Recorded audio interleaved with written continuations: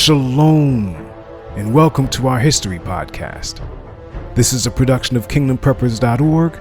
I'm your host, Kingdom Prepper, and you're listening to Churchianity, 2,000 Years of Leaven.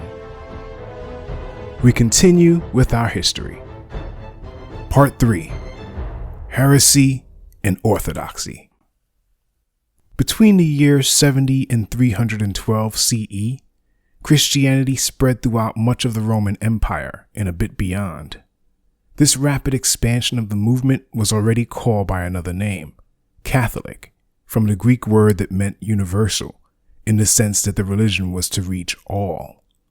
It grew despite Roman persecution and pagan opposition, and the movement was steered by bishops who, holding to the same beliefs in Orthodoxy, presided over churches far and wide.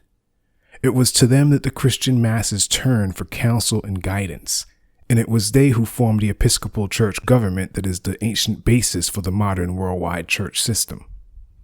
Ignatius, the respected 2nd century bishop of Antioch, coined the term Catholic Church, referring to the perceived universality of all the local churches in the realm and beyond, whose unity the leadership fought to maintain.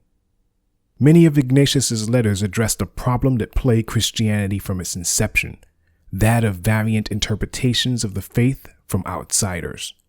He sought to shore up the core structure of the church as an institution, to give it a unified spiritual identity. And that has been the effort of its leaders ever since, an effort that has failed, given the many denominational strands that have stemmed from the main papal branch and its various offshoots. By the end of the 2nd century, Ignatius's designation for the church, Catholic, was in wide use, as many embraced his view of spiritual and doctrinal unity. What began as scattered Israelite assemblies in the time of the emissaries morphed into a Hellenized alternative that appealed to Gentiles far and wide. And, by the 3rd century, Christianity was the favored, and later the official religion of the Roman Empire. When Constantine became the first Christian emperor, churches could be found in every major town in his realm, and they even stretched as far as Britain, Persia, and Carthage, the great Phoenician commercial empire of the North African coast. The spread of Christianity was occasioned partly because it appealed to interested Gentiles who responded favorably to the preaching of the Christian message, which seemed to be the antithesis of what was coming out of the stringent, Torah-centered synagogues. The regions to which Christianity expanded also highlight something interesting. During its first 3 centuries of existence, the Christian religion reached lands inhabited by simple, humble people, among them slaves, women, traders, and soldiers. People from these walks of life made up the majority of the population. The hatred many cultured pagans directed against Christians stemmed from prejudice. Those among the cultured and sophisticated saw lower-class Christians as barbarians who were wrapped up in the teachings of primitive Israelites, whose wisdom and knowledge paled in comparison to that of the Greeks and Romans. One outspoken critic of Christianity, a philosopher named Celsus, attempted to deliver a major blow to the religion by stating, "Far from us, say the Christians, be any man possessed of any culture or wisdom or judgment. Their aim is to convince only worthless and contemptible people, idiots, slaves, poor women, and children. These are the only ones whom they manage to turn into believers."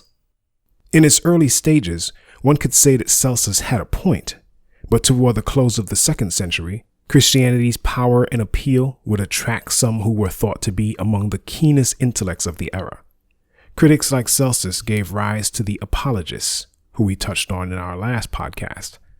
They were the defenders of the Christian faith, warding off pagan attacks, rumors, and railings like those delivered by Celsus through intellectual, scripture-centered retorts that were aimed at the educated masses.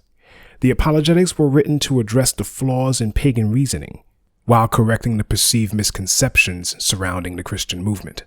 And it was hoped that these carefully written arguments would lead many to convert to the religion.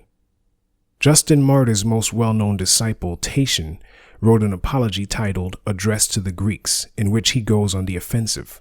While the Greeks considered non-Greek speaking souls to be barbarians, Tatian argued that even the elite Greeks could not agree on what their cultured language should sound like, since there was a different dialect of Greek spoken in each region, and what the Greeks praised, He also argued they borrowed from other civilizations, stargazing from the Babylonians, geometry from the Egyptians, and writing from the Phoenicians.